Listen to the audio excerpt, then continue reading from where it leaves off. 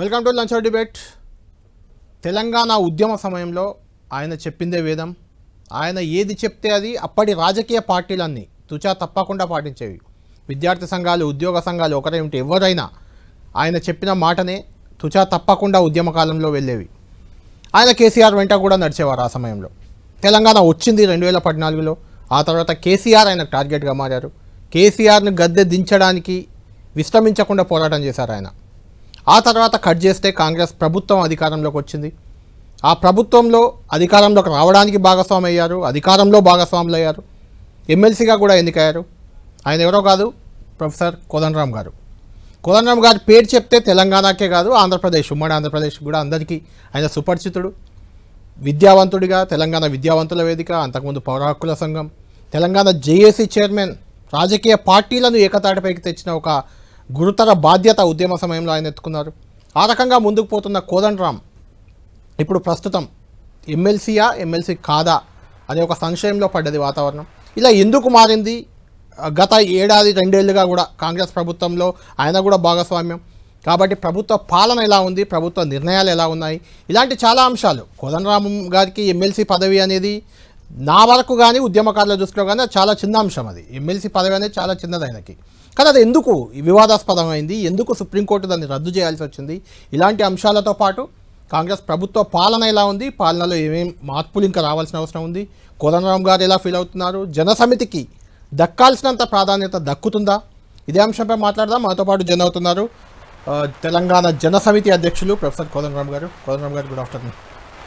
కోదండరామ్ గారు, సరిగ్గా ఏడాది క్రితం 16/8/2024 అంటే ఆగస్టు 16 రోజు మీరు ఎమ్మెల్సీగా ప్రమాణ స్వీకారం చేశారు. ఒకసారి చూద్దాం ఆ విజువల్, తర్వాత డిబేట్లోకి వెళ్దాం.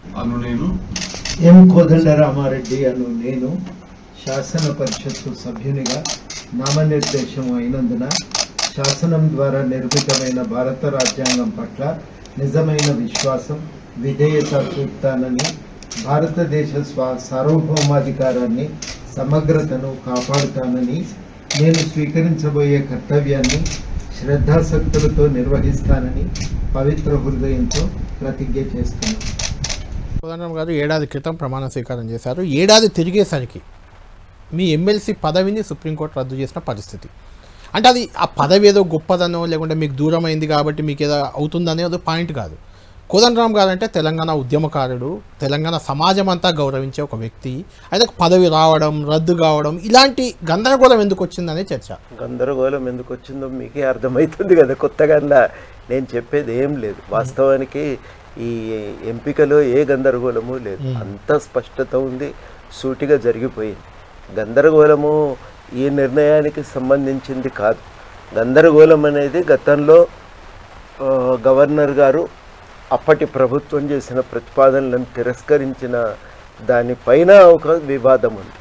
ఆ వివాదము నెలకొన్న నేపథ్యంలో ఇది కూడా దాంట్లో భాగమైంది. కానీ దీనికి ఏమీ గందరగోళం లేదు. దీన్ని సూటిగా ప్రభుత్వం ప్రతిపాదించింది, గవర్నర్ ఆమోదించారు. తర్వాత వెసులుబాటును బట్టి చైర్మన్ గారు ప్రమాణ స్వీకారం చేయించారు. దాంట్లో ఏం గందరగోళం ఉంది? ఏం లేదు. అంటే కోదండరామ్ గారు జనరల్గా కోదండరామ్ గారు కోరుకుంటే ఆ లోక్సభ సభ్యుడు, రాజ్యసభ సభ్యుడు, ఇంకేదన్నా పెద్ద పదవి అది పెద్ద విషయం కాదు. అప్పుడు కాంగ్రెస్ ప్రభుత్వం అయినా, అప్పుడు యూపీఏ అయినా మీకు ఇచ్చేదేమో, తర్వాత కేసీఆర్ గారు అయినా ఇచ్చేవాళ్ళేమో, ఇప్పుడు కాంగ్రెస్ అయినా ఇవ్వచ్చు. కానీ ఇట్లా వివాదాస్పదమైన అంశంలో కోదండరామ్ గారిని ఎమ్మెల్సీగా అక్కడికి ఎందుకు పంపాల్సి వచ్చింది అనేది ఇక్కడ అదే మళ్ళీ అప్పటికే అది కోర్టులో ఉంది ఇష్యూ. కళ్యాణ్ గారు, వివాదము ఒకే ఒక చిన్న వివాదం దాంట్లో. అవును, దీంట్లో వివాదం ఏం లేదు. అప్పటికి గవర్నర్ గారి నిర్ణయము వివాదం. అవును, గవర్నర్ గారు గతంలో చేసిన నిర్ణయము వివాదంలో ఉంది, కోర్టులో ఉంది. ఇంకొక వారం ఆగి నిర్ణయం ప్రకటిస్తే అందులో నా నియామకం అనేది చర్చనీయాంశం కాకపోయేది. సరే, అప్పటి ప్రభుత్వం మన ఆనాడు ప్రభుత్వం ఏం ఆలోచించిందో, న్యాయ నిపుణులు ఏం సలహా చెప్పినారో దాని మేరకు వాళ్ళు నియామకం చేశారు. అంటే ఇంకొక 4 రోజులు ఆగినా మీకు ఎమ్మెల్యే కోట, ఎమ్మెల్సీ కూడా ఉంది. అది కూడా ఎలాంటి వివాదం లేకుండా వచ్చే పదవి. నేను అనేది ఏంటంటే అంత లోతుల్లోకి చర్చ చేయవలసిన అవసరం లేదు. దీనికి సంబంధించిన వివాదం కాదు ఇది. గతంలో గవర్నర్ గారు, అప్పటి గవర్నర్ గారు తీసుకున్న నిర్ణయానికి సంబంధించిన వివాదం అది. ఆ వివాదము సమసిపోయిన నేపథ్యంలో మళ్ళా రెండవసారి గవర్నమెంట్ వచ్చిన తర్వాత ఆ ఖాళీలను భర్తీ చేయవలసిన అవకాశం ఏర్పడింది. ఆ అవకాశం మేరకు వాళ్ళు నిర్ణయం అంటే తీసుకున్నారు. కోర్టులో ఇష్యూ తేలేదాకా భర్తీ చేయొద్దని కూడా ఒక ఆదేశం ఉంది, హైకోర్టు ఆదేశం. అట్లా లిఖితపూర్వక ఆదేశాలు లేవు. కోర్టులో ఏమనుకున్నారంటే దీనిపైన ఇంకా ఫర్దర్ ప్రొసీజర్ ఏం చేయకూడదు అనేది ఒక నిర్ణయం, ఒక నోటి మాటగా అనుకున్నదే కానీ ఆనాడు లిఖితపూర్వకమైన ఆదేశాలు ఏమీ లేవు, సజెషన్ ఇచ్చారు, ఏమీ లేవు, ఆదేశాలు ఏమీ లేవు. ఇప్పటికే ఆ ఆదేశాలు కూడా లేని నేపథ్యంలో జరిగిన పరిణామాలను దృష్టిలో పెట్టుకొని మరి గవర్నమెంట్ నిర్ణయం చేసింది. అయితే ఈ విషయంపై సుప్రీంకోర్టు మొన్న జడ్జిమెంట్ ఇచ్చిన తర్వాత, అదే తుది తీర్పు కాదు, అది కూడా సెప్టెంబర్ 17 తుది తీర్పు ఉంది. అది కూడా ఇంకా ఆర్డర్ రాలేదు. మనం కూడా ఈ డిస్కషన్ చేస్తే అది తొందరపాటు. అంటే డిస్కషన్ అంటే నేను అనేది ఏంటంటే ఆర్డర్ కాపీ వస్తే అందులో ఏమి రాసింది అనేది చూస్తే అప్పుడు మనకు కొంత స్పష్టత ముందుకెళ్ళొచ్చు. కానీ అప్పటి వరకు మనం దానిపైన ఇది నిర్ణయం అయింది సుప్రీంకోర్టు అని అనలేము. కానీ సుప్రీంకోర్టు వాదోపవాదాలు, సుప్రీంకోర్టు అన్ని కూడా మనం ఆన్లైన్లో చూసే వెసులుబాటు ఉంటుంది. అక్కడ వాళ్ళు మాట్లాడిన దాన్ని బట్టి ఒక కంక్లూజన్కి వస్తాం జనరల్గా. అయితే బీఆర్ఎస్ నేత శ్రవణ్ గారు ఇప్పుడు ఎమ్మెల్సీ అయినా మీ పైన కేసు, అంటే ఈ ఇష్యూపై కేసు, మీ పైన కాదు, ఈ ఇష్యూపై కేసు వేశారు ఆయన. మీరు కూడా తెలంగాణ ఉద్యమ సమయంలో జేఏసీలో చాలా క్రియాశీలకంగా సన్నిహితంగా వ్యవహరించిన వారే. మీరు ఈ ఇష్యూ తర్వాత ఆయన రియాక్ట్ అయ్యారు, ఒకసారి విందాం, దానిపై మీరు రియాక్ట్ అవ్వండి. ఎవరికి లాభం జరుగుతుంది అనేది ప్రథమం కాదు. మీరు మీడియా బిడ్డలు, మీరు ఏ వ్యక్తికి లాభం జరగద్దు, సంస్థలకు లాభం జరగాల, వ్యవస్థలకు లాభం జరగాల, రాజ్యాంగానికి లాభం జరగాల. రాజ్యాంగానికి అతీతంగా ఏ శక్తులు వ్యక్తులు కూడా రాజ్యాంగానికి అతీతంగా వ్యవహరించకూడదు. Either it the governor or chief minister or individuals like us also. కాబట్టి ఇది భారత రాజ్యాంగాన్ని మిస్యూజ్ చేస్తున్న వాళ్లకు ఒక మంచి మెసేజ్గా భవిష్యత్తు ఉండబోతుందేమో అని అనుకుంటా ఉన్నాను. బట్ ఇది మ్యాటర్ సబ్సిడైజ్ కాబట్టి ఇంక్లూడింగ్ ప్రభుత్వం తప్పు కూడా ఇందులో ఏమున్నట్టు కనిపించట్లేదు. గవర్నర్ది మిస్టేక్ ఉంది అనేది శ్రావణ్ గారు చెప్తున్నమాట. అంటే శ్రావణ్ గారు ఒక పొలిటీషియన్ అని ఆయన తొలగించారు, గవర్నర్ ఆమోదించలేదు అప్పుడు ఎమ్మెల్సీ. తర్వాత మీ పేరును ఆమోదించారు, మీరు పొలిటీషియనే కాదు, అప్పుడు తెలంగాణ జనసమితి ఒక పార్టీకే అధ్యక్షుడు. అంటే దాన్ని గవర్నర్ నిర్ణయాన్ని ఎలా చూస్తారు? కోర్టులు వదిలేద్దాం. కళ్యాణ్ గారు, మీరు విజ్ఞులు, అన్ని విషయాలు తెలిసిన వాళ్ళు. కోర్టు ముందు, కోర్టు పరిధిలో విచారణలో ఉన్న సమయంలో మనం మాట్లాడగలమా? సమంజసం కాదది. దానిపైన నేను వ్యాఖ్య చేసినా, మీరు చర్చ చేసినా అది సమంజసం కాదు. దాన్ని చర్చ సమయం వచ్చినప్పుడు దానిపైన తప్పకుండా మాట్లాడదాం. ఎందుకంటే రాజ్యాంగాన్ని ఈ విషయానికి సంబంధించి మీరు కూడా చదివే ఉంటారు, నేను కూడా కొంత చదివిన. తర్వాత దీనిపైన కోర్టు నిర్ణయాలు జరిగినాయి, హైకోర్టులో చర్చ జరిగింది. ఇవన్నీ కూడా మన కళ్ళ ముందు ఉన్నటువంటి వాస్తవాలు, మనకు తెలిసినటువంటి వాస్తవాలు. వీటి గురించి ఇప్పుడు ఈ సమయంలో నేను మాట్లాడవచ్చు, చాలా మాట్లాడవచ్చు, కానీ ఈ సమయంలో మాట్లాడటానికి అది కరెక్ట్ కాదు, అది సందర్భం కాదు. నేను ఇబ్బందుల్లో పడతా, ఇప్పుడు నేను వ్యాఖ్యానిస్తే నేను ఇబ్బందుల్లో పడతా. ఇందులో వాస్తవానికి నాది పాత్ర చాలా చిన్నది, నాది లేదు. దీంట్లో ప్రధానమైన పాత్రధారి ప్రభుత్వం. అవతల ఇంకేమన్నా ఉంటే రాజ్భవన్ ఉందో లేదో నాకు ఐడియా లేదు, కానీ ప్రధాన పాత్ర అయితే ప్రభుత్వానికి ఉంటుంది. నేను అనవసరంగా ప్రభుత్వాన్ని కూడా ఇబ్బందుల్లో పాలు చేసిన వాడిని అవుతాను, కోర్టును అగౌరవపరిచిన వాడిని అవుతాను. ఈ నేపథ్యంలో ఇట్లాంటి విషయాలపైన ఇంకా లోతుల్లో మాట్లాడటం అనేది అస్సలు సమంజసం కాదు. మీరు దీనిపైన ఈ చర్చ ఇంతకంటే ముందు ఎంత పోయినా మనం పోవటానికి లేదు. ఫైనల్గా ఒక క్వశ్చన్తో ఆపేస్తున్నా. కాంగ్రెస్ని అధికారంలోకి తేవడంలో కోదండరామ్ గారి పాత్ర చాలా కీలకం. అంటే అప్పుడు జనసమితిని మద్దతు ఇచ్చారు, మీరు ఉద్యమాలు చాలా చేశారు, మల్లన్న సాగర్ అది ఇది కేసీఆర్కి వ్యతిరేకంగా చేసిన ఉద్యమాల ఎఫెక్ట్ పనిచేసింది ఖచ్చితంగా. అయితే కోదండరామ్ గారికి ఎన్నికల ముందో ఎన్నికల సమయంలోనో ఇచ్చిన హామీలు, జనసమితికి 2-3 కార్పొరేషన్లో ఒక ఎమ్మెల్సీ ఏవో ఇస్తామని అన్నారు, ఏది ఇవ్వలేదు. ఇచ్చిన ఒక్క ఎమ్మెల్సీ కూడా ఇలా వివాదాస్పదమైందని మీ నాయకులు, మీ జనసమితి నాయకులే నాతో నిన్నటి నుంచి కూడా 2-3 మాట్లాడుతూ అన్నారు. దానికి మీరేం చెప్తారు? ఇప్పుడు ఏం చెప్పాను, సమయం వచ్చినప్పుడు మాట్లాడుకుందాం. మేము తప్పకుండా ప్రభుత్వానికి చెప్పినాం. మేము ఒకటేందంటే ప్రభుత్వంలో పూర్తి భాగస్వాములం కాదు. మేము ప్రభుత్వానికి, కాంగ్రెస్ పార్టీకి మద్దతు ఇచ్చినాం. కాంగ్రెస్ ప్రభుత్వానికి కూడా ఇప్పుడు కూడా మేము బయట నుంచి మద్దతు ఇస్తున్నాం.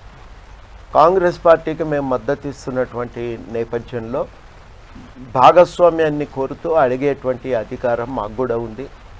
ఆ మేరకు మేము కాంగ్రెస్ పార్టీ నాయకులకు అందరికి కూడా మేము కలిసి మా భాగస్వామ్యానికి సంబంధించిన విషయంపై వినతి పత్రాలు ఇచ్చినాం. వాళ్ళందరూ కూడా అన్నది ఏంటంటే ఖచ్చితంగా ఈ విషయంపై మీకు ఇచ్చిన హామీని పరిపూర్తి చేస్తాము, దాన్ని ఆచరణలో తీసుకొచ్చే ప్రయత్నం చేస్తామనే హామీ ఇచ్చారు కాబట్టి కొంత ఎదురు చూస్తున్నాం మేము కూడా ఒక సమాధానం కోసం. ఇప్పుడు అంతకుమించి ఒక ఆశ ఉంది, వాళ్ళు తప్పకుండా ఇవన్నీ నెరవేరుస్తారని.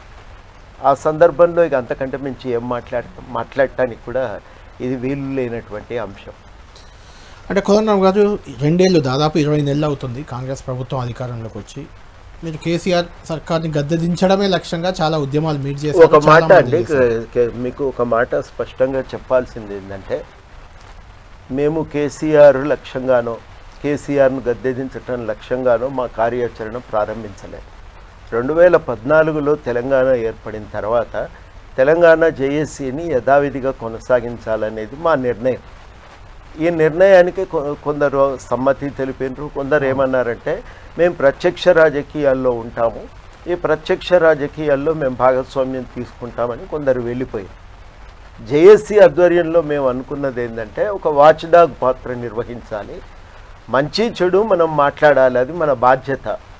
మనం ఎందుకు మా బాధ్యత ఎందుకు అవుతుంది? మేము కూడా తెలంగాణ కోసం కొట్లాడాం, 1 రోజు 2 రోజులు కాదు. 89 నుంచి నేను జరిగిన సమావేశాల్లో భాగస్వామిని, కానీ 96 నుంచి నేను చాలా క్రియాశీలకంగా ఈ ఉద్యమంలో పాల్గొని పౌర హక్కుల సంఘంలో భాగస్వామిగా, ఆంధ్రప్రదేశ్ పౌర హక్కుల సంఘం, అటు తర్వాత తెలంగాణ ఐక్య వేదికలో సభ్యునిగా, అటు తర్వాత విద్యావంతుల వేదిక, తెలంగాణ జేఏసీ చైర్మన్గా ఈ ఉద్యమంలో మేము కీలక భాగస్వామ్యం పోషించినాం. ఆ క్రమంలో ప్రజలకు చాలా విషయాలు చెప్పినాం, చాలా వాగ్దానాలు ఇచ్చినాం. వాగ్దానాలు ఇచ్చిన తర్వాత మా మీద ఒక బాధ్యత ఏముంటుందంటే అవి అమలయ్యేటట్టు చూడాలి. ఆ వాగ్దానాలన్నీ అమలు చేయించేటువంటి ఆలోచనతో మేము ప్రభుత్వంకు మనం మంచి చెడు అన్నీ చెప్పాలి అని, ఏవైనా విషయాలు మనకు తోచిన మేరకు ప్రభుత్వానికి సలహాలు చెప్దాం, ఏదన్నా తప్పు జరుగుతుందన్నప్పుడు ప్రభుత్వం దృష్టికి తీసుకుపోదాం, ప్రజల తరఫున నిలబడి ఒక నిఘా వేదికగా పనిచేయాలనేది మా ఆలోచన. ఆ ఆలోచన మేరకు ఎక్కడైనా తప్పు జరిగితే చాలా పని చేసినాం. విద్యారంగం మీద చర్చ చేసినాం, పలు సూచనలు చేసినాం, ఉన్నత విద్యారంగంలో రావాల్సిన సంస్కరణల గురించి మాట్లాడినాం. అదేవిధంగా వైద్య రంగంలో పలు రకాలైనటువంటి మార్గదర్శకాలను మేము ప్రభుత్వం ముందు పెట్టినాం. వ్యవసాయ రంగంలో ఒక పబ్లిక్ ఇంట్రెస్ట్ లిటిగేషన్ వేసి ఒక చర్చ ద్వారా ఒక మంచి విధి విధానాల రూపకల్పనకు మా వంతు ప్రయత్నం మేము చేసినాం. ఆత్మహత్యలకు వ్యతిరేకంగా కృషి చేసినాం, నిరుద్యోగ సమస్యని ఎజెండా మీదకి తీసుకొచ్చినాం. ఇవన్నీ ప్రయత్నాలు మేము చేసినాం. అంటే తెలంగాణ యొక్క వికాసాన్ని కోరి, తెలంగాణ అభివృద్ధిని కోరి, తెలంగాణ ఉద్యమ ఆకాంక్షల సాధనే లక్ష్యంగా, అమరవీరుల త్యాగాల ఫలితంగా ఏర్పడిన రాష్ట్రం కాబట్టి వారి యొక్క ఆకాంక్షల సాధనే లక్ష్యంగా పనిచేసేటువంటి ప్రయత్నం చేసినాం. ఇందులో ఒకరిని లక్ష్యంగా పెట్టుకొని పనిచేసినామని ఎవరు అనుకుంటే అంతకంటే పొరపాటు, తప్పుడు మేము ఆ దిశగా పనిచేసినాం. మాకు మేముగా ఘర్షణ అనేదాన్ని సాటిస్ఫై కాలేదు, కేసీఆర్ పాలనలో సాటిస్ఫై కాలేదు. నేను ఒక మాట నేను చెప్పేది ఏంటంటే, సాటిస్ఫై ఘర్షణ ఎట్లా ఇవాల్వ్ అయిందో తెలిస్తే మీకు ప్రజలు చూసేటువంటి ప్రేక్షకులకు కూడా ఉపయోగకరంగా ఉంటుంది. చెప్పండి. మేము ఎక్కడ కూడా ఘర్షణను కోరుకోలే, మేము కలిసి ప్రభుత్వంతో కలిసి రాష్ట్ర అభివృద్ధి కోసం మేము దోహదపడుతున్నాం అనేది మాకున్నటువంటి ఆలోచన. ఈ ఆలోచనలో మేము రకరకాలైనటువంటి అంశాలు, తెలంగాణ ఫిల్మ్ ఇండస్ట్రీ డెవలప్మెంట్ కోసం ఏం చేయాలి, చిన్న పరిశ్రమల కోసం ఏం చేయాలి, ఇట్లా అనేక రకాలైన అంశాలపైన ప్రభుత్వానికి సూచనలు చేశాం. మేము అప్పుడు చెరువుల నిర్మాణం ప్రభుత్వం చేపట్టినప్పుడు మేము కూడా తట్టమోసినాం. మిషన్ భగీరథలో అందరు కూడా భాగస్వాములు కావాలి, తెలంగాణలో చెరువుల పునరుద్ధరణ పూనుకోవాలి, మిషన్ కాకతీయ పూనుకోవాలి అని చెప్పినాం. తప్పు జరుగుతున్నప్పుడు ఎత్తి చూపినాం. ఛత్తీస్గఢ్తోని పవర్ పర్చేజ్ అగ్రిమెంట్ జరిగినప్పుడు అది లోపభూయిష్టమైన అగ్రిమెంటు, తెలంగాణకు చాలా నష్టం జరుగుతుంది, మనం కరెంటు కొనకపోయినా 1000 కోట్లు కట్టాల్సినటువంటి బాధ్యత మన మీద ఏర్పడుతుంది. ఆ బాధ్యతను మనం నిర్వర్తించాల్సినటువంటి అనవసరంగా నెత్తిన వేసుకోవటం, అసలే కొత్త రాష్ట్రం, నిధుల కొరత ఉంది, ఉన్న నిధులు మనకే చాలే పరిస్థితి లేదు, కాబట్టి ఇట్లాంటివి చేయకూడదు అని దాన్ని ప్రభుత్వం సహించలేకపోయింది. మేము ఘర్షణకు దిగింది లేదు, ప్రభుత్వం దాన్ని సహించలేకపోయింది కాబట్టి మా మీద మాటల యుద్ధము, తర్వాత రోజుల్లో కేసులు పెట్టటము, అరెస్టు చేయటం ఫస్ట్, ఆ తర్వాత కేసులు పెట్టడం జరిగింది. అది జరిగినటువంటి వాస్తవం. ఎక్కడ కూడా ఘర్షణ అయిందంటే మా నుంచి మొదలైంది కాదు, ప్రభుత్వం యొక్క అసహనం కారణంగా మేము జరుగుతున్న తప్పులను ఎత్తి చూపటాన్ని వాళ్ళు సహించలేకపోవటం చేత ఈ ఘర్షణ అనేది తలెత్తింది.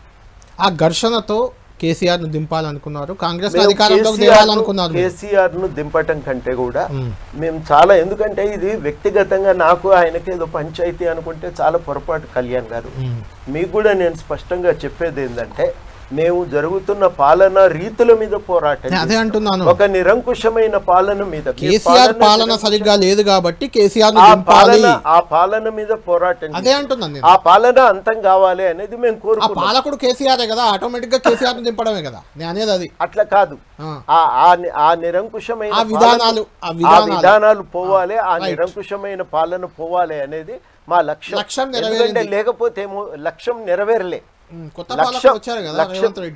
లక్ష్యం నెరవేరలే. లక్ష్యం నెరవేర్చుకోవటానికి ఒక అవకాశం దొరికింది. ఇప్పుడు రేవంత్ రెడ్డి రూపంలో మీకు అవకాశం వచ్చింది. 20 నెలల్లో ఆయన పాలన ఎలా ఉంది? మళ్ళీ మీరు పొరబడుతున్నారు. ఈయన వచ్చిండు కాబట్టి అంతా మారింది అని మేమేం అనుకోవటం లేదు. రేవంత్ రెడ్డి గారు రావటం ఒక మార్పుకు అవకాశం కలిగించింది. ఈ మార్పుకు వచ్చిన అవకాశాన్ని సద్వినియోగం చేసుకోవటం, మార్పును సాధించటం ఇవాళ మా ముందు ఉన్నటువంటి కర్తవ్యం. ఆ దిశగా పోతున్న పాలన, ఆ దిశగా కొన్ని జరుగుతున్నాయి. కొన్ని విషయంలో ప్రభుత్వంతో మాట్లాడగలుగుతున్నాం, కొన్నింటి విషయంలో తీవ్రంగా మా ప్రతిపాదనలు ప్రభుత్వం దాకా తీసుకుపోగలుగుతున్నాం. ఇవన్నీ కూడా మాకు ఇప్పుడు ఒక ప్రయత్నం అనేది సీరియస్ గా ఇప్పుడు మేము 3 విషయాలు ఇప్పుడు జరుగుతున్న దాంట్లో ఒకటేంటంటే మునుపట్లాగా వేధింపులు లేవు, అరెస్టులు, కేసులు. అది కోదండరాంకు వేధింపులు లేవు కావచ్చు, మైపాల్ యాదవ్ లాంటి వాళ్ళు, పృథ్వీరాజ్ లాంటి వాళ్ళు, తెలంగాణ విఠల్ లాంటి వాళ్ళు గతంలో రేవంత్ రెడ్డికి కోదండరాంకు మద్దతు ఇచ్చిన వాళ్ళే తప్పుపడుతున్నారు, వేధింపులు ఎక్కువ అయ్యాయి అంటున్నారు. వేధింపులు నా ఒక్కని విషయమనే కాదు. అంటే ఇప్పుడు ఎట్లా ఉండే, ఉదాహరణకి ధర్నా చౌక్ను మూసేశారు.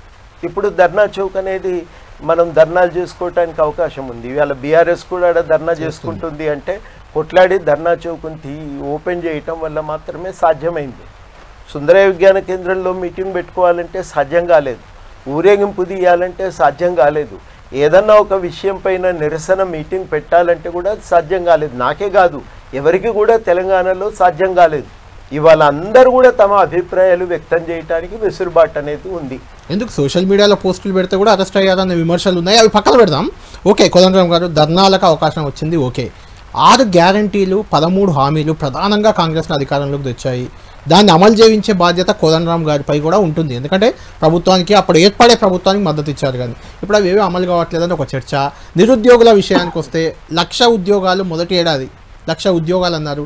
50,000 ఉద్యోగాలు బీఆర్ఎస్ గవర్నమెంట్ ఇచ్చిన నోటిఫికేషన్లు ఇచ్చి మేము ఇచ్చామంటున్నారని ఒక విమర్శ ఉంది. దాన్ని మీరు ఏం చెప్తారు? నిరుద్యోగుల అంశాన్ని ప్రధానంగా మీరు అడ్రస్ చేశారా? ఎందుకంటే మీరు ప్రొఫెసర్ కూడా. తప్పకుండా మేము, ఎందుకంటే ఏ విషయం మీదైనా మా ప్రయత్నం అనేది తెలంగాణ మళ్ళీ ఈ మార్పు జరిగిన తర్వాత నుంచి కూడా మా ప్రయత్నం అనేది ఆగలేదు. ఏ విషయం మీద కూడా మా ప్రయత్నం ఆగలేదు. నిరుద్యోగ సమస్య మీద గవర్నమెంట్ ఏర్పడినప్పటి నుంచి మేము 3 విషయాలు చెప్తున్నాం. ఒకటి, స్కిల్ డెవలప్మెంట్ కోసం ప్రయత్నాలు జరగాలి. ఓ స్కిల్ యూనివర్సిటీ ఏర్పడ్డది. రెండవది చాలా కీలకమైందంటే ఐటీఐలను కూడా అడ్వాన్స్డ్ ట్రైనింగ్ సెంటర్స్గా చేసి వాటి ద్వారా కూడా వీలైనంత వరకు ట్రైనింగ్ ఇవ్వాలనేది కూడా ఒక ప్రయత్నం జరుగుతున్నది. రెండవది, నోటిఫికేషన్ల విషయంలో ఒక క్యాలెండర్ విడుదలైంది. వాస్తవానికి మేము అడిగింది క్యాలెండర్. ఆ క్యాలెండర్ విడుదలైన తర్వాత ఏం జరిగిందంటే ఈ ఎస్సీ క్లాసిఫికేషన్ కోసం సుప్రీంకోర్టు జడ్జిమెంట్ వచ్చిన తర్వాత ఎస్సీ క్లాసిఫికేషన్ కోసం ఒక చట్టం కావాలి అనేది, చట్టం వచ్చేదాకా ఈ ఉద్యోగాల రిక్రూట్మెంట్ ఆపాలి. దానివల్ల ఏమైందంటే వచ్చిన క్యాలెండర్ అనేది డీరైల్ అయింది. ఇప్పుడు మనం చేయవలసింది ఏంటంటే మళ్ళీ ఆ క్యాలెండర్ను సాధించుకోవాల్సిన అవసరం ఉంది. నేను ఈ మధ్య కాలంలోనే చైర్మన్ గారిని కలిసిన టీఎస్పీఎస్సీ, ఈ విషయం మీద మీరు దృష్టి పెట్టాలని చెప్పినాం. అదేవిధంగా రెండవది ఏం చెప్పినా అంటే ఈ ముఖ్యమంత్రి గారిని స్వయంగా కలిసి దీనిపైన దృష్టి పెట్టవలసిన విషయం చెప్పినాం. చెప్తే తర్వాత ఏమన్నారంటే డిప్యూటీ సీఎం గారికి బాధ్యత ఇచ్చి దీనిపైన చర్చలు చేయండి అన్నారు. డిప్యూటీ సీఎం గారితో మేము కూర్చొని మాట్లాడవలసిన అవసరం ఉంది. ఆయనతో కలిసి మాట్లాడినాం ఒక రౌండు. తర్వాత ఏమన్నారంటే ఇట్లా కాదు, ఒకసారి విడిగా ఆఫీసర్ని కూడా పిలుస్తాను, మీరు అందరు రండి అన్నారు. ఒక నెల పాటు నేను లేను, అవుట్ ఆఫ్ స్టేషన్ అవటం వల్ల ఆ ప్రయత్నాలన్నీ ఆగిపోయినాయి. గతంలో ఇట్లాంటి విషయాలు మేము మీడియా ద్వారా చెప్పవలసి వచ్చేది. ఇప్పుడు ఏంటంటే నేరుగా ప్రభుత్వంలో ఉన్నారు, ఇప్పుడు మేము మద్దతు ఇచ్చినాం కాబట్టి మేము ప్రభుత్వం అప్పుడు కూడా వాళ్ళు బీఆర్ఎస్ కు మద్దతు ఇచ్చే వాళ్ళు కూడా ఇలానే జల్లి చెప్పారు కదా. ఎవరు చెప్పలేదు అప్పుడు బీఆర్ఎస్ కు మద్దతుగా ఉన్న వాళ్ళు, నేను అనేది మిమ్మల్ని అనట్లేదు, అప్పుడు కూడా బీఆర్ఎస్ కొంతమంది మద్దతుగా ఉన్నారు. ఎవరు ఎన్జిఓ సంఘాలు వాళ్ళంతా బీఆర్ఎస్ తోటే ఉన్నాయి కదా. నేను అనేది ఏంటంటే అప్పుడు ఉన్న సమస్య ఏంటంటే నిర్ణయాధికారం ఒక వ్యక్తి చేతిలో ఉండే, ముఖ్యమంత్రి. ఆ ముఖ్యమంత్రి గారిని కలవటానికి వెసులుబాటు నాకే కాదు ఎవరికీ లేకుండే. వాళ్ళు కూడా ముఖ్యమంత్రిని కలిసి చెప్పుకోవటానికి నానా యాతన పడవలసి వచ్చింది. వాళ్ళ అందరికి కూడా అదే రకమైన ఇబ్బంది ఉంది. ఇక నేను చెప్పే ఈ మిగతా ఇష్యూస్ మీద మంత్రులతో చెప్తే కూడా మా వల్ల అయ్యేది కాదు, ఇది ముఖ్యమంత్రిని కలవాలి. ముఖ్యమంత్రి గారు ఈ విషయాలపైన నిర్ణయాలు తీసుకోలేదు. అట్లా చాలా విషయాలు ఉన్నాయి. అవన్నీ కూడా ఇప్పుడు మేము సమయం లేదు, ముఖ్యమంత్రి గారు కలవరు అనే ఆలోచనతో ఆ విషయాలన్నింటిపైన చర్చను పెండింగ్లో పెట్టారు. ముఖ్యమంత్రి గారు కలవలేదు అని. ఇప్పుడు అట్లా లేదు, ఇప్పుడు చెప్పుకోవటానికి ఒక వెసులుబాటు ఉంది, చెప్పగలుగుతున్నాం, దానిపైన చర్చ సాగుతుంది. చర్చ కానప్పుడు ఏం చేస్తామనేది తర్వాత సందర్భంగా ఆలోచించుకోవాల్సినటువంటి అంశం. అట్లా చాలా విషయాలపైన ఒకటి రెండు ప్రభుత్వం రాగానే ఫస్ట్ డేనే అన్నీ అవుతాయి, సంవత్సరానికే అన్నీ అవుతాయి అనేది కూడా కాదు కదా. ఏ ప్రభుత్వం అయినా ఒకటి తర్వాత ఒకటి అమలు చేసుకుంటూ పోతుంది. రాబోయే 5 ఏళ్ల కాలంలో అమలు చేయటానికి వాళ్ళు ఎజెండాను ప్రకటించారు. ఆ 5 ఏళ్ల పాటు అది అమలు చేయించుకోవాల్సిన బాధ్యత మా మీద ఉంది. అమలు చేయించుకునే హక్కు ప్రజలకు కూడా ఉంది. తప్పకుండా వాళ్ళు వాళ్ళ ప్రయత్నం చేస్తారు, మేము కూడా మా వంతు ప్రయత్నం చేస్తాం. ఈ ప్రయత్నం అనేది గతంలో మేము ఎట్లాగైతే మొదలుపెట్టినామో ప్రభుత్వానికి నివేదన పత్రాలు ఇచ్చే పద్ధతి నుంచి ఇప్పుడు కూడా అట్లే మొదలుపెట్టినాం. ఎప్పుడైతే ప్రభుత్వము ఈ వీటన్నింటినీ ఒక అనవసరమైనటువంటి జోక్యంగా భావించి అసహనాన్ని ప్రదర్శించి వాళ్ళు దాడికి దిగారు. ఇప్పుడు కూడా అదే ప్రయత్నం చేస్తున్నాం. ఈ ప్రభుత్వం ఏమో స్వీకరిస్తున్నది. ఒకవేళ స్వీకరించకపోతే తర్వాత ఏం జరుగుతుంది అనేది అప్పుడు మేము ఆలోచించుకోవాల్సిన విషయం. కానీ ఇప్పటికీ ఆ వెసులుబాటు ఉంది, ఇంటరాక్షన్కు అవకాశం ఉన్నది. తర్వాత ఒకటి పలు వేదికలు ఉన్నాయి. మంత్రులు కూడా కొంత స్వేచ్ఛగా తమ పరిధిలో పడి తమ శాఖకు సంబంధించిన విషయాలపై తాము నిర్ణయాలు తీసుకోగలుగుతున్నారు. మంత్రులు కాకుండా రకరకాల కమిషన్లు ఉన్నాయి. వ్యవసాయ కమిషన్ ఉంది, విద్యా కమిషన్ ఉంది. నిరంతరం వ్యవసాయ కమిషన్కి కానీ విద్యా కమిషన్కి కానీ మేము మా దృష్టికి వచ్చినటువంటి సమస్యలు చెప్పుకోవటానికి అది కూడా ఒక వేదిక ఉంది. ఈ ప్రయత్నాలు జరుగుతున్నాయి కాబట్టి మేము కూడా కొంత ఓపికగా ఉండవలసి ఉంటుంది. మేము కూడా వాటన్నింటినీ కూడా ప్రభుత్వం ఒక నిర్ణయం తీసుకునేదాకా మేము ఎదురు చూడాలి. ఇక్కడ అసహనం లేదు, వింటున్నారు, చర్చ చేస్తున్నారు. రైట్. మొత్తానికి సమస్యలు చెప్పుకోవడానికి ఒక వేదికలు కాంగ్రెస్ ప్రభుత్వంలో దొరికాయని చెప్తున్నారు. అయితే ఆ సమస్యలకు పరిష్కారం ఎంతవరకు దొరుకుతుంది? నిజంగా కాంగ్రెస్ ప్రభుత్వం 20 ఏళ్లలో చాలా సమస్యలు, ఏమేమి సమస్యలు పరిష్కరించింది? కేసీఆర్ చేయలేని ఏ అంశాలను రేవంత్ రెడ్డి చేశారు?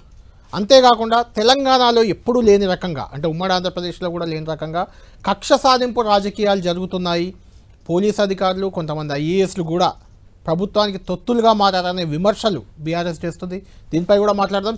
కోదండరామ్ గారు, అంటే గత 20 నెలల పాలనలో కూడా చాలా వరకు గత ప్రభుత్వంపై, 10 ఏళ్ల ప్రభుత్వంపై కక్ష సాధింపు రాజకీయాలు నడుస్తున్నాయి. అటు కాళేశ్వరం కమిషను, ఇటు విద్యుత్ కమిషను, అటు ఫోన్ ట్యాపింగు, ఇటు ఫార్ములా ఈ రేసు, ఇది తప్ప పాలన పెద్దగా జరగట్లేదు.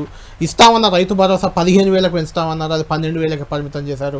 మధ్యలో ఒకసారి ఎగ్గొట్టారని, రుణమాఫీ కూడా అందరికీ రాలేదని, మహాలక్ష్మి పథకంలో ఫ్రీ బస్సు తప్ప ఇంకా మిగిలినవి 2,500 ప్రతి మహిళకి ఇస్తామన్నారు, అది లేదని, తులం బంగారం ఇస్తామన్నారు కళ్యాణ లక్ష్మిలో, అది లేదని. వీటన్నిటికీ కారణం గత ప్రభుత్వం అప్పులే, దానివల్లే మేము ఇయ్యలేకపోయామని చెప్తున్నారు. అయితే గత ప్రభుత్వం అప్పులు అనేవి అదేం బ్రహ్మ పదార్థం కాదు, దాచుకొని ఉంది కాదు. ఖచ్చితంగా ఏ ప్రభుత్వ అప్పులైనా ఎవరైనా ముందే తెలుసుకోవచ్చు. ఇప్పుడు రేవంత్ రెడ్డి ప్రభుత్వం ఎంత అప్పులు చేసింది అనేది మొన్న పార్లమెంట్లో కూడా పెట్టారు, 2,20,000 కోట్లది. 20,000 కోట్లుగా. అంటే ఇట్లా అప్పులను సాగ్గా చూపించి ఇచ్చిన హామీలను పక్కన పెట్టడం, దాంట్లో మీరు భాగస్వాములు ఉన్నారు. 5 ఏళ్ళు ఇదే జరిగిపోతే ఏంటి, ఇదే ఇలానే ఉంటుందా? అట్లా ఇప్పుడు ఒకటి ఏంటంటే ఆర్థిక సంక్షోభం ఉన్నమాట వాస్తవం. ఒక మన దగ్గరే కాదు, ప్రపంచవ్యాప్తంగా ఉంది ఆ మాట ఉన్నది. కానీ మన దగ్గర ఉన్న ప్రత్యేక పరిస్థితులు ఏంటంటే పోయిన ప్రభుత్వము తలకు మించిన అప్పులు చేసింది. ఆ అప్పుల వల్ల ప్రయోజనం కూడా చేకూరలేదు. ఆ అప్పుల వల్ల ప్రయోజనం చేకూరలేదు. ఆ అప్పుల వల్ల ఆశించినటువంటి ఫలితాలు దక్కలేదు. దక్కకపోవటం చేత జరిగిన పరిణామం ఏంటంటే ఇవాళ ప్రభుత్వ కార్యక్రమాలకు వెసులుబాటు లేకుండా పోయింది. జీతభత్యాలు, రొటీన్గా ఉండేటువంటి అప్పులు. కోదండరామ్ గారు, మీరు ఒక ప్రొఫెసర్, విద్యావంతులు, మిమ్మల్ని అడుగుతున్నాను సూటిగా. దేశంలో 150 లక్షల కోట్ల అప్పు అయింది దేశవ్యాప్తంగా. అప్పుల్లో కూడా రాష్ట్రాల్లో కింది నుంచి 4వ స్థానంలో తెలంగాణ ఉంది. అటువంటప్పుడు మన రాష్ట్రాన్ని అప్పుల ఊబిలో కూరుకుపోయింది, అప్పుల పాలైంది రాష్ట్రం అని చెప్పడాన్ని మీరు సమర్థిస్తారా? నిజంగా మనం దివాలా తీసామా? దివాలా తీసింది లేదు అనేది ఎట్లా అంటాం? దానికి ప్రమాణం ఉంది కదా. ప్రమాణం ఏంటంటే వచ్చిన అప్పులు, కొత్తగా తెచ్చే అప్పులన్నీ పాత అప్పులు తీర్చడానికే కనుక ఉపయోగపడితే అప్పుడు ఏ రాష్ట్రమైనా అప్పుల ఊబిలో ఇరికింది అని అంటారు. మన దగ్గర కూడా అదే పరిస్థితి. మీ లెక్కలు కాదు, నా లెక్కలు కాదు, గవర్నమెంట్ లెక్కలు కాదు. క్యాగు చెప్పిన లెక్కల ప్రకారమే 80 పైసలు కొత్తగా అప్పు తెస్తే పాత అప్పు కట్టడానికి పోతున్నాయి.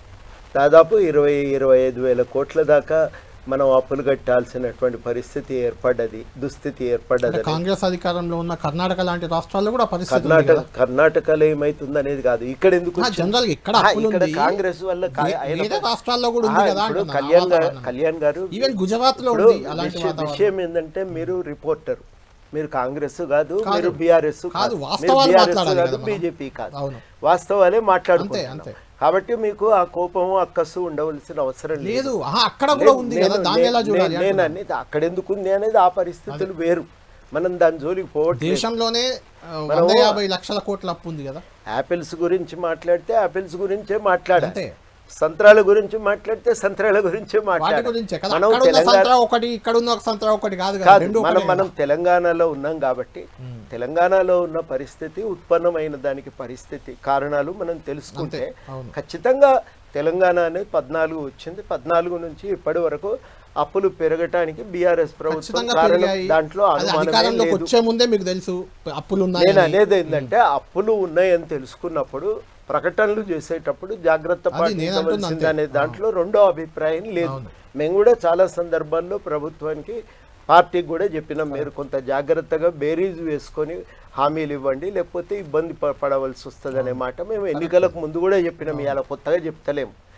అది జరిగింది అన్నింటికీ. ఎందుకంటే వాళ్ళ హామీలన్నింటికీ వాళ్ళ పార్టీ అంతర్గతమైన చర్చ ఉంటుంది, దాని ఆధారంగా నిర్ణయాలు తీసుకుంటారు. ఇక్కడ చాలా కీలకం ఏంటంటే, ఇది జరిగిందనేది వాస్తవం. ఇది జరిగిందనేది వాస్తవం. వాళ్ళు బేరేజ్ వేసుకోలేనంత మాత్రాన ఉన్న వాస్తవ పరిస్థితి మనం లేదు అనుకోవటం కూడా వీల్లేదు. ఉన్నదండి, అది ఉన్నది. దాదాపు మనం ఒక్క కాళేశ్వరం ప్రాజెక్టు మీదనే ఏటా 12,000 కోట్ల అప్పు మనం కట్టాల్సిన పరిస్థితి ఉంది. ఇవన్నింటి కారణంగా మన దగ్గర ఇవి పోను మిగిలినటువంటి డబ్బు చాలా పరిమితంగా ఉంటున్నాయి. ఇందులో నుంచి మనం అభివృద్ధి పథకాలకు కేటాయించాలి, ఇందులో నుంచే సంక్షేమ పథకాలకు కూడా వాడుకోవాలనేది ఇలా ఇబ్బందికరంగా తయారైంది. ఎవరికి నచ్చినా నచ్చకపోయినా తెలంగాణలో ఒకటి రైతు భరోసా, రెండోది రేషన్ బియ్యము, మూడోది పింఛన్లు, ఇవి అమలు చేయవలసిందే. ఇవి సుప్రీంకోర్టు డైరెక్షన్. కాబట్టి ఆ డైరెక్షన్ ప్రకారం ఇవి అమలు చేయడానికి పోను మనకు మిగులుతున్నటువంటి ఆదాయం కూడా చాలా పరిమితంగా ఉంది. వీటి నేపథ్యంలో కొన్ని కార్యక్రమాల అమలు కోసం 2 పనులు జరగాలి. ఒకటి, ఆర్థిక రంగ పునర్వ్యవస్థీకరణ జరగాలి. అంటే ఈ అప్పులు, వీటిని భారాన్ని ఎట్లా తగ్గించుకోవాలి, ఎట్లా వీటి నుంచి బయటపడాలి అనేది ప్రభుత్వం, ఇప్పుడున్న ప్రభుత్వం బాధ్యత అవుతుంది, అది ఆలోచించుకోవాలి. ఒకటి, ఆ వైపున వాళ్ళు చర్యలు తీసుకుంటున్నారు. మేము రీషెడ్యూల్ చేస్తున్నాము, కొన్నింటిని తగ్గిస్తున్నాము, చెల్లింపుల కాల పరిమితిని పెంచుకుంటున్నాము. అది ఒకటి వాళ్ళు చేయవలసిన అవసరం ఉంది. 2, ఆదాయాన్ని పెంచుకోవటానికి చర్యలు ఆలోచించాలి, దాని మీద కూడా దృష్టి పెట్టవలసిన అవసరం ఉంది. ఆ విషయంలో కూడా మేము తప్పకుండా చర్యలు తీసుకుంటున్నాము, మేము ఈ లైన్స్లో ఆలోచిస్తున్నామని వాళ్ళు కూడా కొన్ని విషయాలు చెప్తున్నారు. మూడవది చాలా కీలకం ఏంటంటే, ఈ 2 పరిమితులకు లోబడి మనం పనిచేస్తూనే ఉన్నంతలో అభివృద్ధిని సాధించడానికి ఇంకా ఎక్కడైనా తక్కువ ఇంట్రెస్ట్కు మనకు అదనంగా ఆర్థిక సహాయం అందించేటువంటి మార్గాలే పొందటానికి మార్గాలు ఏమన్నా ఉన్నాయా అనేది కూడా ఈ పాయింట్ దగ్గర నేను వస్తుంది. ఎందుకంటే అప్పుల పాలైనాం, అప్పుల్లో కూరుకుపోయినాం, దివాలా తీసామంటే నిజంగానే నేను అప్పుల్లో ఉంటే నాకు ఎవడన్నా అప్పిస్తాడా? ఇప్పుడు కళ్యాణ్ గారు ఉన్నది వాస్తవాన్ని ప్రజల ముందు పెట్టకపోతే ఏమైతుందంటే ఏ ప్రభుత్వం కూడా పనిచేయలేము. మనం ప్రజాస్వామ్య ప్రభుత్వం. వాస్తవం తెలిసి అలాంటి అలవిగాలిన హామీలు ఇవ్వడాన్ని తప్పుపట్టట్లేదా? నేను అనేది ఏంటంటే నేను ముందే చెప్పిన మళ్ళీ ఇక దాని మీద దౌర్జన్యం నేను అనేది ఏంటంటే ఇవి అమలు చేయటం కష్టమైన పని కాదు. నేను అనేది రాగానే అన్ని అమలు అవుతాయి అనుకుంటే పొరపాటు. 5 ఏళ్లలో తప్పకుండా అమలు అవుతాయి అనేటువంటి విశ్వాసం నాకున్నది. కానీ చాలా కీలకం ఏంటంటే ఈ 5 ఏళ్ల కాలంలో నేను చెప్పిన ఈ చర్యలన్నింటి గురించి కూడా సీరియస్గా చర్చ జరగాలి.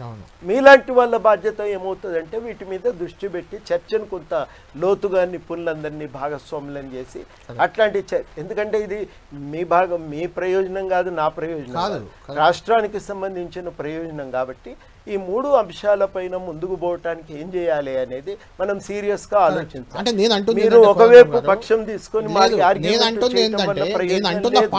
అంటున్న పాయింట్ ఏంటంటే సంక్షేమం అనేది ఖచ్చితంగా అందాల్సిందే. కానీ మనకు అప్పెంతుంది, అసలు ఎంతుంది తెలుసుకోకుండా అడుగుతున్నాను. తెలుసుకోకుండా మనం చాలా అలవిగా హామీలు ఇచ్చిన తర్వాత ఇప్పుడు 20 నెలల్లో కూడా 2,20,000 కోట్లు అప్పైంది. అది కదా పరిస్థితిని అడుగుతుంది. ఇప్పుడు 20 నెలల్లో 2,20,000 కోట్లు వచ్చిందో ఎంత వచ్చిందో పార్లమెంట్ లో చెప్పాను. నేను లెక్కలు చూడలేదు. చూసిన తర్వాత దానికి సంబంధించిన వివరాలు చూసిన తర్వాత నేను మాట్లాడాను. అంటే నేను అప్పును కూడా తప్పనట్లేదండి. మనం ఇచ్చిన హామీలు అమలు చేయాలి, అభివృద్ధి చేయాలి కాబట్టి తప్పదు. అప్పు జరుగుతుంది. కానీ దాన్ని మనం మైండ్ లో పెట్టుకొని దేనికి పెట్టాలి, ఎంత పెట్టాలి, ఇది కొంచెం ఇంపార్టెంట్ కదా. ఇలాంటి మేధావులు సలహాలు ఇవ్వాలి కదా అని నేను అనేది ఏంటంటే కొంత ఇప్పటి వరకు జరిగింది చూసిన. మొన్న మీరు చెప్పిన ఈ 2 లక్షలకు సంబంధించిన విషయం నా దృష్టికి ఇంకా రాలేదు. నేను దాన్ని అధ్యయనం చేసినాక మళ్ళీ మీతో మాట్లాడతా. మళ్ళీ అవసరమైతే ప్రత్యేకంగా మీ వాళ్ళతో నేను బయట కూడా ఇస్తా దానిపైన. నేను ఇప్పటి వరకు అధ్యయనం చేయలేదు కాబట్టి నేను ఇప్పుడు మాట్లాడినా. ఈ మిగతా విషయాల్లో ప్రధానంగా ఏంటంటే ఇక్కడ మనం మాట్లాడుకునేది నిష్ప్రయోజనంగా ఈ అప్పును ఖర్చు పెడితే మనం తప్పు పట్టాలి. ఇలా టీఆర్ఎస్ చేసిన తప్పు ఏంటంటే చేసిన అప్పును నిష్ప్రయోజనంగా ఖర్చు చేయటం వల్ల ఇది భారంగా మారిపోయింది. ప్రతి దగ్గర కూడా ఇది చాలా తలకు మించిన భారంగా మారింది. మనకు బయటికి కనబడుతున్న అప్పులు ఒక ఎత్తు అయితే ఆయా శాఖలు తమ శక్తికి మించి పైసలు తెచ్చి ఇప్పుడు ఒక జిహెచ్ఎంసీనే 60-70 వేల కోట్ల అప్పు ఉంది. ఒక విద్యుత్ శాఖలో ఒక 70-80 వేల కోట్ల అప్పు నెత్తెనబడింది. ఇవన్నింటినీ కూడా వాళ్ళు మోస్తూ ఉండటం అనేది నిజంగా పని చేయటానికి ఎవరికైనా చాలా చాలా ఇబ్బందికరమైనటువంటి పరిస్థితి. అన్నింటినీ లోతుల్లోకి వెళ్ళి ఎవరైనా ఈవెన్ రెవెన్యూ కూడా పడిపోయింది కొద్ది రోజులుగా. ఇప్పుడు రెవెన్యూ పడిపోయిందని నేనేం అనుకోవటం లేదు. గతంలో ఎంత ఉందో అంతే ఉంది, అంతకంటే కొంచెం ఎక్కువ ఉంది రెవెన్యూ మొన్నటి బడ్జెట్ లెక్కల ప్రకారం చూసినట్టయితే. కాబట్టి పడిపోయింది అని మనం ఎప్పుడే అనటానికి కూడా ఆస్కారం లేదు. ఇక్కడ చాలా కీలకం ఏంటంటే ఇది ఎందుకు జరిగింది అనేది విశ్లేషించుకోకపోతే ఎట్లా? మేము దాని గురించే మాట్లాడము అని అంటే తప్పవుతుంది. ఆ ఎందుకు జరిగింది అనేది విశ్లేషణ చేసుకోవాలి. చేసిన వాళ్ళు కూడా ఆత్మవిమర్శ చేసుకోవాలి. ఎలా సరి చేయాలనేది ఇప్పుడు ఆలోచించాలి. ఎలా సరి చేయాలో వాళ్ళ పాత్ర వాళ్ళు కూడా చెప్పవలసిన అవసరం ఉంది. బాధ్యత రాహిత్యంగా మేము వేసినాం, మీ నెత్తిన మీరు తన్నుక చావండి అని అంటే కుదరదు. అది కుదరదు. ఇవాళ బీఆర్ఎస్ మీద ఆ బాధ్యత ఉందని చెప్పి నేను చాలా సీరియస్గా నమ్ముతున్నా. ఆ బాధ్యత నుంచి వాళ్ళు తప్పించుకుంటున్నా. ఇవి జరిగినప్పుడు నిష్ప్రయోజనంగా ఖర్చు అయింది అని అనిపించినప్పుడు, ఇది పొరపాటు జరిగింది అనుకున్నప్పుడు వాటిపైన కూలంకుషంగా విచారణ జరగవలసింది. ప్రభుత్వం ఏకపక్షంగా నిర్ణయం తీసుకుంటే అది తప్పవుతుంది. కానీ నిష్ప్రయోజనంగా ఖర్చు అయింది అని అనుకున్నప్పుడు ఆ నిష్ప్రయోజనంగా జరిగినటువంటి ఖర్చు ఎందుకు జరిగింది, ఎట్లా జరిగింది అనే దానిపైన నిష్పాక్షికమైనటువంటి ఎంక్వైరీ వేయటంలో తప్పులేదు. ఎంక్వైరీనే వేసిండ్రు కానీ యాక్షన్ ఎవరి మీద తీసుకోలేదు. ఎంక్వైరీ నివేదిక వచ్చినాక దాని ఫలితాలను బట్టి ఏం చేయాలనేది తప్పకుండా వీళ్ళని టార్గెట్ చేసి విచారణ కమిషన్ వాళ్ళని జైలుకు పంపాలని లక్ష్యంగా పెట్టుకున్నారని ఒక విమర్శ వస్తుంది. ఎందుకంటే మీరు జైలుకు వెళ్తారు అని 10 సందర్భాల్లో కాంగ్రెస్ నేతలు కానీ ముఖ్యమంత్రి గారు చేసిన వ్యాఖ్యలను బట్టి అలాంటి విమర్శ వస్తుంది. జైలుకు వెళ్తారని వాళ్ళు అంటారు, ఇప్పుడు బీఆర్ఎస్ వాళ్ళు కూడా అంటున్నారు. అది వేరే మాట. విషయం ఏంటంటే వాళ్ళు వచ్చి గవర్నమెంట్ వెంటనే పోలీసు వాళ్ళని పంపి ఏ నాయకుడిని అరెస్ట్ చేసి జైల్లో పెట్టలే. వాళ్ళు అన్నారు ఏంటంటే మాకు ఈ విషయాలపైన అనుమానాలు ఉన్నాయని. వాళ్ళు ఎంక్వైరీ చేసిండు. ఎంక్వైరీ కమిషన్ దాని మీద అందరికీ అవకాశం ఇచ్చింది. నేను కూడా వెళ్ళి నాకు తోచినవి నేను చెప్పిన. ఈ అన్నీ విన్నాక ఎంక్వైరీ కమిషన్ రిపోర్ట్ ఇచ్చింది. ఆ రిపోర్ట్ ఆధారంగా ఏం చేస్తారనేది ఇప్పుడు చర్చ. అది వేరే మాట. కానీ ఎంక్వైరీనే చేయొద్దు, నేను ఏం చేసినా అన్నింటిని కూడా టిక్కు కొట్టి కరెక్ట్గా చేసినా నాకు సర్టిఫికేట్ ఇవ్వమంటే ఎట్లా ఇస్తారు? ఎవరు ఇయ్యరు. తప్పు జరిగినప్పుడు వాటిపైన ఎంక్వైరీ జరగాలి. మీరు అధికారంలో ఉండి ఇష్టానుసారంగా రూల్స్ రెగ్యులేషన్స్తో సంబంధం లేకుండా మీరు డబ్బులు మంజూరు చేస్తే ఎవరు చేసినా తప్పే. కదా. తప్పైనప్పుడు ఎంక్వైరీ జరగాలి. ఎంక్వైరీ జరగకపోతే చేయకపోతే కూడా ప్రభుత్వానికి తప్పు అవుతుంది. ఎంక్వైరీ చేయాలని చెప్పి మనం డిమాండ్ చేస్తాం. మేము డిమాండ్ చేసినాం చాలాసార్లు, మేమే డిమాండ్ చేసినాం. తర్వాత కూడా అడిగినాం. ఎంక్వైరీ జరిగింది, రిపోర్ట్ వచ్చింది. ఇప్పుడు రిపోర్ట్ ఆధారంగా ఏం చేయాలనేది కూడా మేము ఆలోచించుకుంటున్నాం. తప్పకుండా వాటి ఆధారంగా మేము కూడా మా వంతు ప్రభుత్వం ముందు ప్రతిపాదనలు పెడతాం. ఈ చర్యలు తీసుకుంటే బాగుంటుందని మేము భావిస్తున్నాం, ఆలోచన చేయండి అని చెప్పి మేము ప్రభుత్వం ముందు ప్రతిపాదనలు పెడతాం. రైట్ కోదండరామ్ గారు, కాళేశ్వరం విషయంపై రెండు భిన్నాభిప్రాయాలు ఉన్నాయి. ఒకటి, కాళేశ్వరం అంతా అవినీతిమయం అనేది ఒక చర్చ. రెండోది, కాళేశ్వరం వల్ల ముఖ్యంగా ఉత్తర తెలంగాణ సస్యశ్యామలమైంది, భూగర్భ జలాలు పెరిగాయి, పంట దిగుబడి పెరిగింది అనేది ఒక చర్చ. మీరు ఆ ప్రాంతానికి చెందిన వాళ్ళే. కాళేశ్వరం ప్రాజెక్ట్ని మీరు ఎలా చూస్తున్నారు? కాళేశ్వరం కట్టక ముందు నేను కేసీఆర్ గారిని కూడా కలిసినప్పుడు ఇట్లా ఇబ్బందులు ఉన్నాయి అంటే, మీరు అన్ని బాగానే ఉన్నాయి కానీ మరి తుమ్మిడిహెట్టి కట్టకపోతే ఆదిలాబాద్ ఏం కావాలి అంటే, ఆదిలాబాద్కు అన్ని ప్రాజెక్టులు ఉంటాయి, అన్ని నదులు పోతాయి కానీ నీళ్లు మాత్రం ఆదిలాబాద్కు రావు అని అంటే, అట్లేం లేదు తుమ్మిడిహెట్టి కూడా కడతామన్నారు. మేము చాలా రోజులు నేను సమర్థించాను ఆ ప్రాజెక్ట్. సమర్థించిన తర్వాత చాలామంది ఏమన్నారంటే ఇది కరెక్ట్ కాదు, దీని మీద విమర్శలు ఉన్నాయి. మరి విమర్శలు ఉంటే అధ్యయనం చేద్దాం అనుకుంటాం. అప్పుడు మేము గుర్జాభిక్షం గారిని, రఘు గారిని అధ్యయనం చేయమని వాళ్ళు చేసారు. దానిపైన చేసిన తర్వాత వాళ్ళు ఇచ్చిన నివేదిక చూసినాక అప్పుడు మేము ప్రభుత్వంతో ఏమన్నామంటే, దీనిపైన మీరు పునరాలోచన చేయండి, ఇది లాభం లేదు అని. అప్పుడు మాజీ ఇప్పుడు లేరు వాళ్ళు కీర్తిశేషులు హనుమంతరావు గారు, ఐక్యరాజ్య సమితిలో కూడా ఇంజనీర్గా సలహాదారుగా పనిచేసిన ఆయన కూడా అన్నారు దీన్ని పునరాలోచన చేయాలి అని. గవర్నమెంట్ వేసిన రిటైర్డ్ ఇంజనీర్ల కమిటీ కూడా పునరాలోచన చేయండి, ఇది పనికిరాదని చెప్పింది. అందువల్ల మేము ఏమన్నామంటే, ఇది ఖర్చు ఎక్కువ, ఫలితం తక్కువ, ఈ ప్రాజెక్టు పనికిరాదు, ఈ ప్రాజెక్టు వద్దు అని మాట మేము చెప్పటం జరిగింది.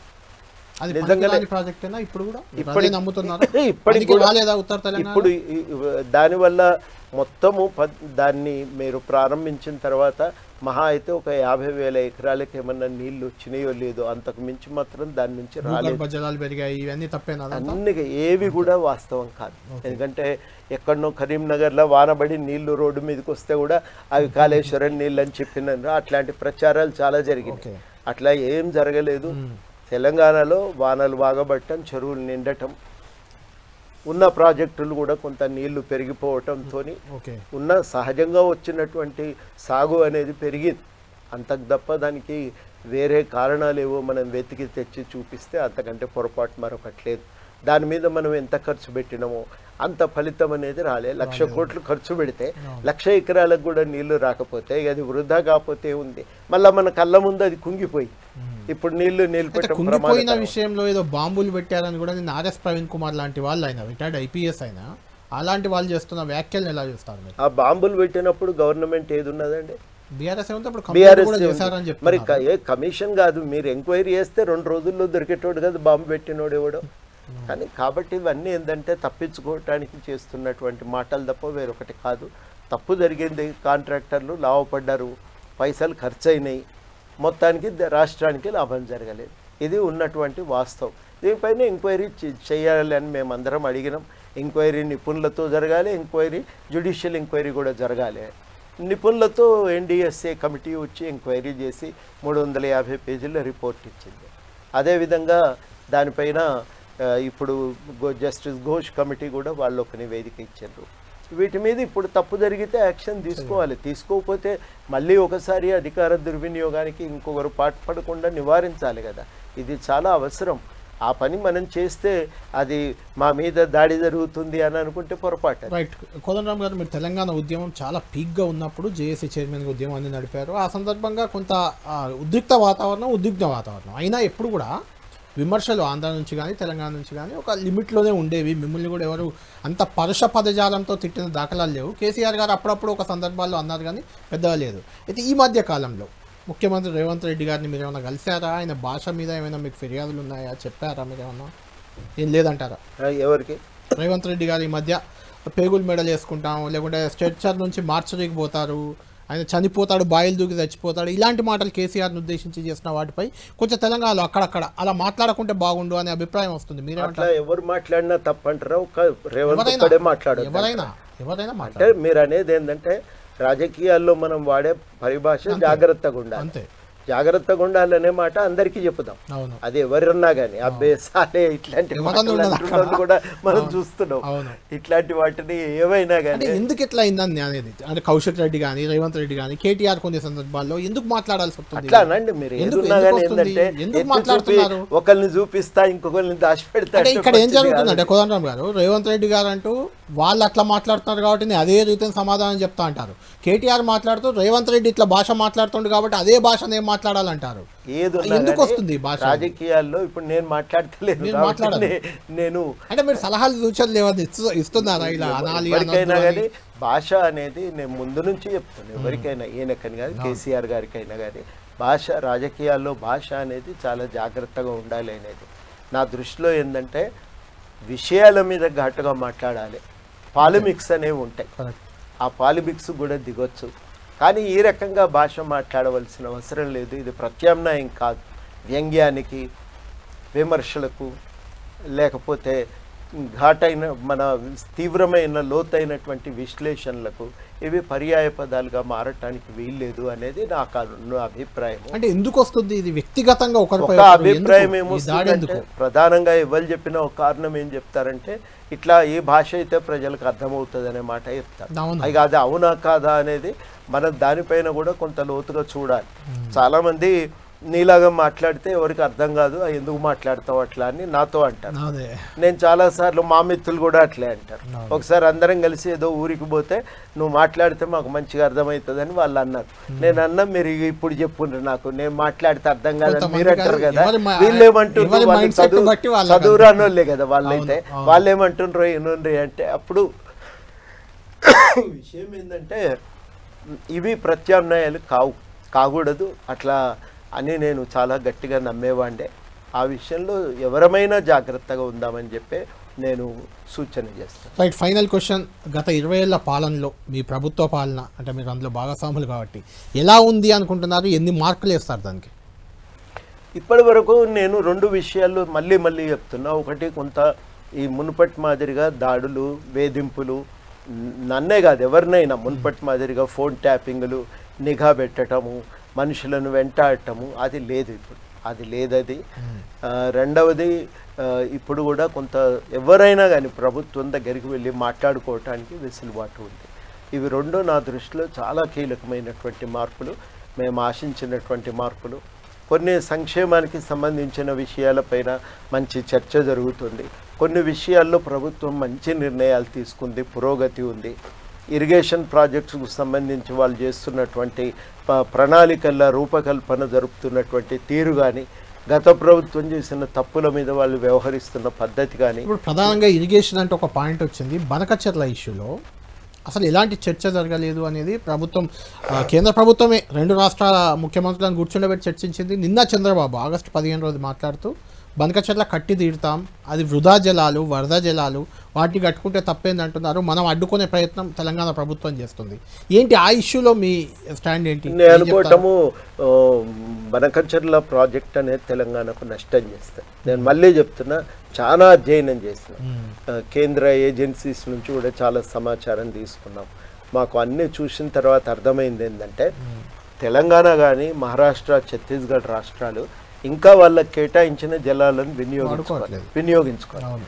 ఆ నీటిని మిగులు జలాలుగా చూయించి ఇవాళ ప్రాజెక్టు కడతామని ఆంధ్రప్రదేశ్ వాదించటం చాలా అన్యాయం. అది వాళ్ళు అది కడితే తెలంగాణ శాశ్వతంగా తన వాటాను కోల్పోతుంది. ఎట్టి పరిస్థితుల్లో బనకచర్ల అనేది రావటానికి వీల్లేదు. కృష్ణా గోదావరి నదుల్లో మన వాటాను కోల్పోతాం. కాబట్టి బనకచర్ల ప్రాజెక్టు కుదరదు. కృష్ణానది పైన కట్టిన ప్రాజెక్టులను కూడా వాళ్ళు చాలా రెండు రాష్ట్ర ప్రభుత్వాలు ముఖ్యమంత్రుల చర్చల తర్వాత కూడా చంద్రబాబు నాయుడు అంత స్ట్రాంగ్గా చెప్పడానికి కేంద్రంలో ఆయన కనుసన్నల్లో ఉన్న ప్రభుత్వం ఉంది కాబట్టి చెప్తున్నారు అంటున్నారు. అది ఆపగలుగుతామా? తెలంగాణ ప్రభుత్వం ఆపగలుగుతుందా? తెలంగాణ ప్రభుత్వం ఆపటానికి ప్రయత్నం చేయాలి. ఢిల్లీ ప్రభుత్వం బాధ్యత అవుతుంది. ఇక్కడ ఉన్న బీజేపీ నాయకుల బాధ్యత కూడా అవుతుంది. ఒకవేళ కడితే ఇక్కడ బీజేపీ పార్టీ చాలా తీవ్రంగా ప్రజల్లో మరి దానికి ఉన్నటువంటి పరపతిని కూడా కోల్పోయే ప్రమాదం ఉంటుంది. కాబట్టి ఇది బాధ్యత ఇంకో కేవలము బీఆర్ఎస్ తర్వాత కాంగ్రెస్సే కాదు, బీజేపీ మీద కూడా బాధ్యత చాలా తీవ్రంగా ఉంటుంది. వాళ్ళు కూడా చాలా గట్టిగానే దీన్ని వ్యతిరేకించడానికి దిగవలసిన అవసరం ఉంది. విచ్చలవిడిగా కృష్ణానదీ జలాలను తరలించకపోయే పద్ధతి కూడా పనికిరా. తెలంగాణకు న్యాయసమ్మతమైన వాటా కేటాయించాలి. ఆ వాటాని కేటాయించమని కూడా నేను ఈ సందర్భంగా కేంద్ర ప్రభుత్వం మేము ప్రత్యక్షంగా గతంలో ఎన్నికలకు ముందు కేంద్ర ప్రభుత్వం మంత్రులను కలిసి రిప్రజెంటేషన్ ఇచ్చినాం. వారితో చాలాసేపు మాట్లాడినాం. సరే, దాని పర్యవసానం తర్వాత కమిషన్ ఒకటి వేశారు. ఈ కమిషన్ నుంచి మరి మనం వీలైనంత తొందరగా మన న్యాయమైన వాటా మనం దక్కించుకునే ప్రయత్నం చేయాలి. ఇవాళ చాలా కీలకం, పెండింగ్లో ఉన్నటువంటి ప్రాజెక్టులు పూర్తి కావాలి. మహబూబ్ నగర్కు జరిగిన పెద్ద అన్యాయం ఏంటంటే పాలమూరు రంగారెడ్డి అనేది పైన జూరాల నుంచి మొదలు పెడితే అది చాలా న్యాయం జరిగేది. దాన్ని తీసుకుపోయి శ్రీశైలం నుంచి కట్టి పెద్ద రిజర్వాయర్లు కట్టి ఇప్పటికీ అది పూర్తిగాని దుస్థితిలో కూడా కమిటీ వేస్తామన్నారు కానీ వేయలేదు, ఇప్పటి వరకు కూడా వేయలేదు. అది వేయలేదు. కాబట్టి ఈ ప్రాజెక్టులు కూడా మనం ఫైనల్ చేసుకునే ప్రయత్నం చేయాలి. Right, final question. బీసీ రిజర్వేషన్లు అనేది ఒక పెద్ద ఇష్యూగా ఉంది. లోకల్ బాడీ ఎన్నికలు సెప్టెంబర్ 30 లోపు పెట్టాలనేది ఒక చర్చ. అది అమలయ్యే అవకాశం మీకు కనిపిస్తుందా? బీసీ రిజర్వేషన్ చట్టబద్ధంగా ఇప్పుడు బీసీ రిజర్వేషన్ల విషయంలో గతంలో ఎన్టీ రామారావు గారు ఉండగానే 27% దాకా స్థానిక రిజర్వేషన్ ఉండే. ఆ తర్వాత 22కు తగ్గింది. ఇప్పుడు వాస్తవానికి ఆచరణలో 18 వస్తున్నది అని చెప్పి చాలామంది విమర్శ కూడా ఉంది. నేను ఇంకా ఈ విషయంలో నేను అనుకునేది ఏంటంటే బీసీలకు వాటా పెంచటము అనేది కేవలము అదేదో వాళ్ళకేదో ప్రత్యేకంగా అవకాశం కల్పించటం కాదు. మొత్తంగా ప్రజాస్వామ్యానికి ఉన్న పునాదిని విస్తరించటం, వీలైనంత ఎక్కువ మందికి భాగస్వామ్యాన్ని ప్రజాస్వామ్యంలో కల్పించటం, వాళ్ళను కూడా దీంట్లో ఒక భాగం చేయటం అధికారంలో. అప్పుడు ఏమవుతుందంటే అందరి అవసరాలకు తగ్గట్టుగా విధానాలు తయారయ్యే వాతావరణం ఏర్పడుతుంది. అందుకని నేను 2 కోరుకుంటున్నా. ఒకటి, ఈ రిజర్వేషన్లు విస్తరించడానికి జరిగే ప్రయత్నానికి ముందు నుంచి మేము డిమాండ్ చేస్తున్నాం. బిల్లు పెట్టినప్పుడు సమర్థించినాం. బిల్లు కేంద్రం కూడా ఆ చట్టాన్ని ఆమోదించి సుప్రీంకోర్టు నుంచి రక్షణ కల్పించాల్సిన అవసరాన్ని డిమాండ్ చేస్తూ ఢిల్లీలో కూడా నేను మాట్లాడాను. ఒక చర్చ ఏమొస్తుందంటే ఆల్రెడీ మంత్రివర్గంలో బీసీలకు ప్రాధాన్యత లేదు, కార్పొరేషన్ చైర్మన్లు 40 వరకు ఇచ్చారు, అందులో ప్రాధాన్యత దక్కలేదు, లేరు కాబట్టి తర్వాత ఇది వస్తాయి అనేది. ఇప్పుడు అక్కడ కూడా భాగస్వామ్యం కల్పించడానికి ప్రయత్నం జరుగుతున్నది. మొన్న ఇచ్చినప్పుడు అందరూ ఆ వర్గాలకే ఇచ్చే ప్రయత్నం కూడా చేసిండ్రు. ఒక బీసీ ఇద్దరికి ఇచ్చిండ్రు, మంచిదే కదా. ఆ రకంగా ఒక భాగస్వామ్యాన్ని విస్తరించే ప్రయత్నం జరగాలని కోరుకుందాం. రెండోది ఏంటంటే మొన్న అధ్యయనం జరిగింది, జనాభా లెక్కలు తీసిండ్రు, సామాజిక ఆర్థిక కులగణన జరిగింది. ఆ కులగణన సమాచారం ఆధారంగా వెనుకబడిన వర్గాలను గుర్తించి వాళ్ళ అభివృద్ధి కోసం ప్రత్యేకంగా విధి విధానాలను తయారు చేయాలి. ఇది కూడా చాలా కీలకం. స్థానిక ఎన్నికలు 42% రిజర్వేషన్తో అవుతాయా? అసలు ఎన్నికలు జరిగే అవకాశం ఉందా సెప్టెంబర్ 30? కావాలా వద్దా అనేది ముఖ్యం. కావాలా సెప్టెంబర్ 30 నాటి కావాలి, 10 రోజులు అది హైకోర్టు ఆదేశాలు. ఇప్పుడు దాంట్లో చాలా అవసరము అది విస్తరించడం. జనసమితిగా లోకల్ బాడీ ఎన్నికల్లో మేము స్థానిక పరిస్థితులను అధ్యయనం చేస్తున్నాం. అంతర్గతంగా మా చర్చలు మేము నిర్వహించుకుంటున్నాం. ఒక కమిటీ వేసి అన్ని జిల్లాల పరిస్థితిని మూల్యాంకనం చేస్తున్నాం. ఎట్లా ఉంటుందనేది చూసి దాన్ని బట్టి మేము నిర్ణయం తీసుకుంటాం. రైట్, థ్యాంక్ యూ కోదండరామ్ గారు. మొత్తానికి చాలా అంశాలపై తెలంగాణ జనసమితి అధ్యక్షులు కోదండరామ్ గారు సుదీర్ఘంగా చెప్పారు. కాంగ్రెస్ ప్రభుత్వ పాలన కానీ లేదంటే ఎమ్మెల్సీ వ్యవహారంలో కూడా ఆయన స్పందించారు. ఏదేమైనా రానున్న రోజుల్లో కాంగ్రెస్ ప్రభుత్వం అన్ని హామీలను నెరవేర్చి తీరుతుంది. అప్పులను కూడా దారికి తెచ్చే ప్రయత్నం చేస్తుందనే ధీమా అయితే కోదండరాం గారిలో కనిపిస్తుంది. అదేవిధంగా ఉద్యోగాల విషయంలో కూడా జాబ్ క్యాలెండర్ ఇప్పించి తీరుతామని ఒక హామీ కూడా ఆయన కోదండరాం గారు నిరుద్యోగులకు ఇస్తున్నారు. చూద్దాం, 20 నెలలే జరిగింది కాబట్టి మరో 20 నెలల తర్వాత కాంగ్రెస్ పాలన ఎలా ఉంది, ఎలా జరగబోతుంది, మళ్ళీ ముందు శపథమే చేయలే జాబ్ క్యాలెండర్ అది కోసం మీ డిమాండ్ కదండి. మా డిమాండ్కు మేము కట్టుబడి ఉన్నాం, సాధించడానికి అన్ని ప్రయత్నాలు చేస్తాం. రైట్, థ్యాంక్ యూ కోదండరాం గారు. థ్యాంక్ యూ కోదండరాం గారితో ఇది లంచ్ అవర్ డిబేట్.